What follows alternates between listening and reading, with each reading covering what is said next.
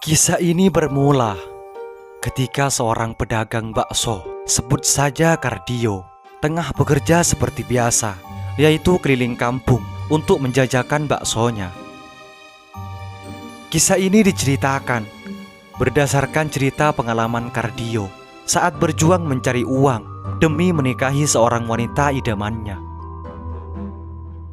Wajar saja jika seorang lelaki sangat bersemangat ketika memiliki niatan untuk menikahi wanita yang ia cintai.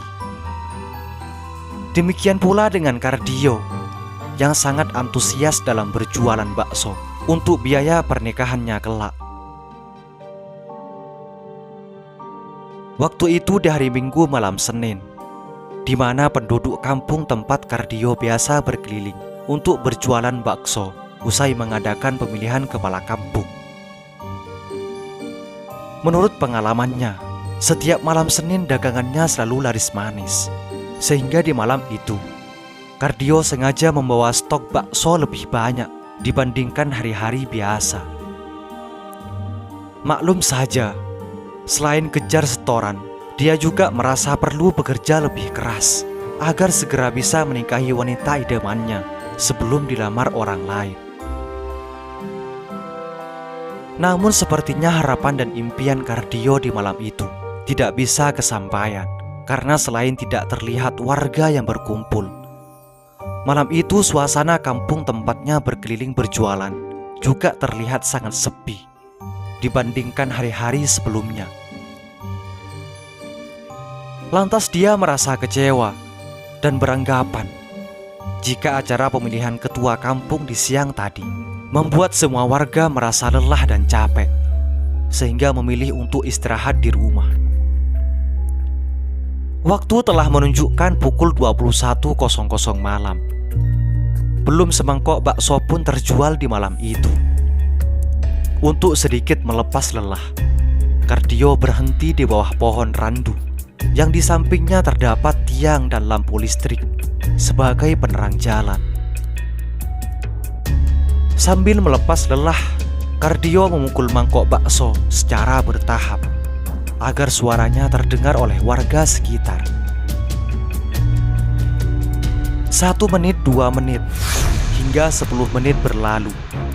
Kardio secara bertahap memukul mangkok bakso, namun masih tak ada seorang pun yang terlihat untuk menghampirinya. Ya sudahlah, kali ini saja. Malam ini memang bukan rezekiku, gumam Kardio di dalam hati. Tak lama kemudian, tiba-tiba terdengar olehnya suara angin gemuruh dari arah berlawanan dan seolah menerpa sekeliling tempat dia berhenti. Anehnya, meskipun terdengar suara angin kencang, namun ranting pepohonan termasuk pohon randu di sampingnya tak terlihat bergerak. Pengalaman mistis Kardio akhirnya diawali juga, di mana lampu penerang jalan yang berada di samping pohon randu mati secara mendadak. Dengan refleks Kardio menengadahkan mukanya ke atas, seolah mencari apa gerangan yang membuat lampu itu mati. Saat ia menengadahkan wajahnya itulah terlihat sosok hantu berpakaian putih yang sedang duduk di atas ranting pohon randu. Tepat di atasnya berdiri, tanpa pikir panjang, Kardio bergegas mendorong gerobak baksonya untuk segera menyingkir dari tempat tersebut. Rasa kaget bercampur merinding, seolah semakin membuat Kardio ketakutan.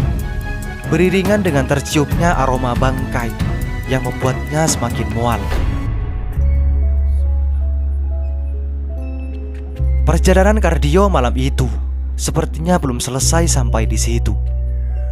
Dia masih berkehendak kembali keliling kampung, meskipun dengan hati was-was dan gelisah atas kejadian yang barusan ia alami. Meskipun Kardio menyadari jika yang dilihatnya tadi adalah penampakan sosok hantu kuntilanak, namun dia tidak memiliki pilihan lain kecuali kembali menjalankan dagangannya.